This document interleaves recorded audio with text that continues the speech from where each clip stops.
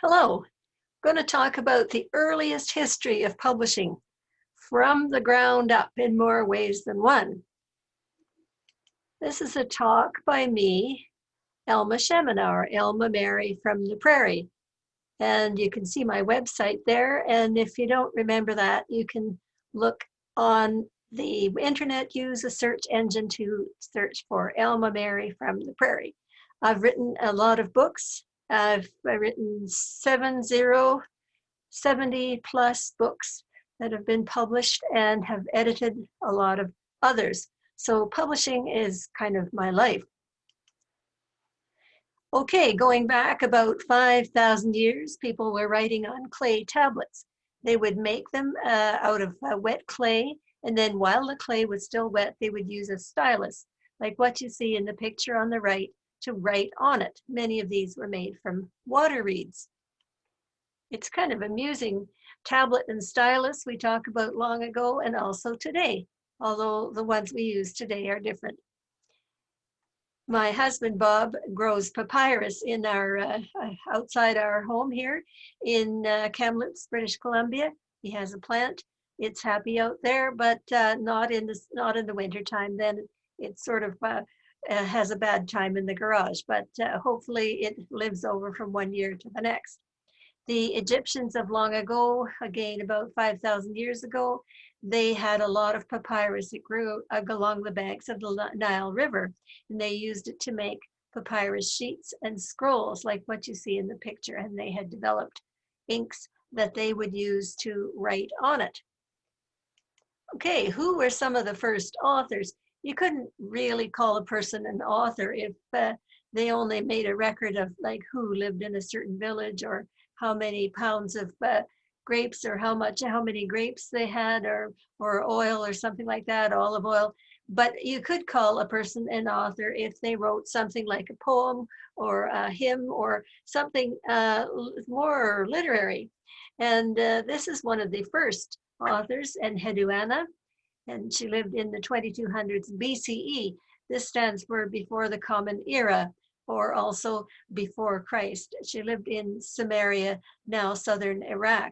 She lived in a society where the moon god was very important. She believed that the moon god had a daughter, the moon goddess, and she wrote the hymns and poems about her and to her. This is called the Disc of Enheduanna on the right there, and you can see the figure of her figure there, which is also blown up here in the other picture. Abraham of the Bible was born about 2000 BCE or BC. He is important in history. He's the father of people who believe in one God, monotheistic religions. These would be Judaism, Christianity, Islam, and others. Some people believe that he was an author too. They think that he wrote the Sefer Yetzirah, or the Book of Creation. Other scholars don't agree with that. People used what they had around, and they were raising goats, sheep, and cattle. So they would sometimes use the hides of these to write on, and that was called parchment or vellum, and it dates from about 500 BCE or BC.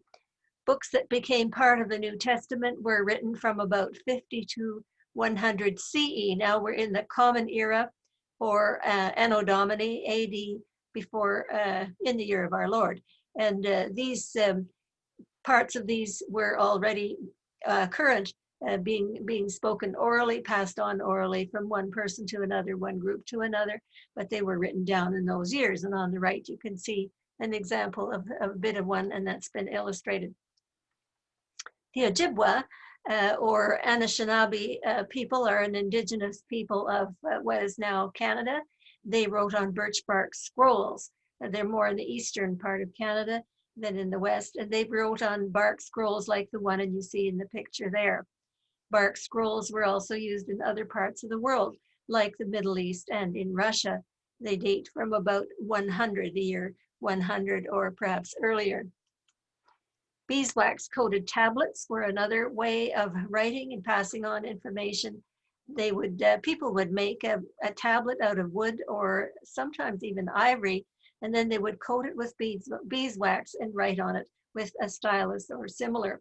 This person on the right there has a stack of these tablets, and they have probably been bound together maybe with thongs of iron. Not iron, but leather. Paper. This was an important breakthrough. Paper was invented in China about the year 100. People had developed a method, and they used different things for it, whatever they had and whatever was appropriate, like bamboo, rags, fishnet, and so on.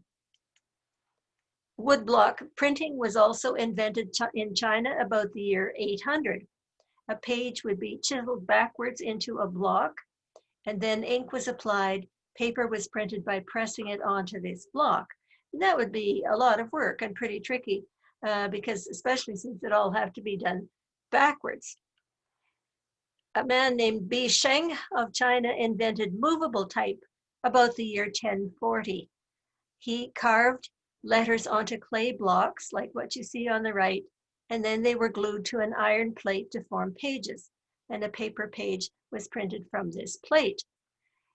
This was also a lot of work, especially when you consider that the Chinese languages like Mandarin and Cantonese have thousands of characters, thousands of letters. And so even if you limited yourself to the more commonly used ones, it would be still a lot of work. And in the picture of Bi Sheng, here you see the typesetters sitting at a table making these pages. The idea of movable type didn't spread very far. It was used in Korea and some other areas near China, but it didn't spread in those days. We didn't have the internet. People didn't have the internet. They couldn't quickly send a message to Nairobi or Chile or anywhere like that in a few minutes the way we can. And so the ideas didn't spread very far, but it did spread to some extent through travel. In the year about 1440, Johannes Gutenberg of Germany invented a hand-operated machine for printing. This didn't run by animal power or steam power or anything like that. It ran by human power, but it was a big step ahead because it was an actual machine. Everything wasn't done just by hand. It used metal movable type, like what you see on the right. One of the first books Gutenberg printed was the Bible in Latin. Steam-powered printing was developed in the early 1800s. The power of steam had been known for a very long time, but it wasn't until the late 1700s that James Watt of Scotland developed a better method of putting its power to use.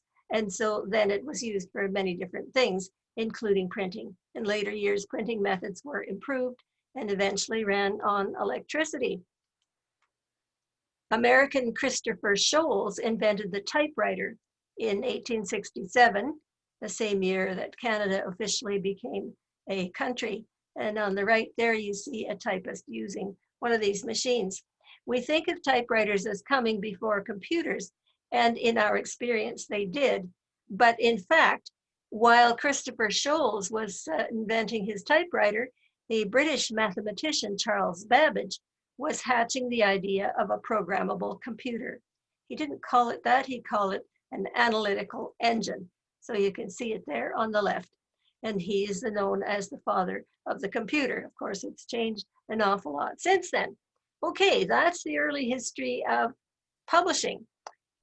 You can find out more about writing and publishing on my website. There's the addresses there, and if you don't remember the address, as I said, you can just search for Elma Mary from the Prairie. I also have a blog, and there's the address of that, and it's called Elma's Almanac. Again, I think on a search engine, you can find that pretty easily. So thank you very much for listening, and I hope you've learned something and enjoyed it.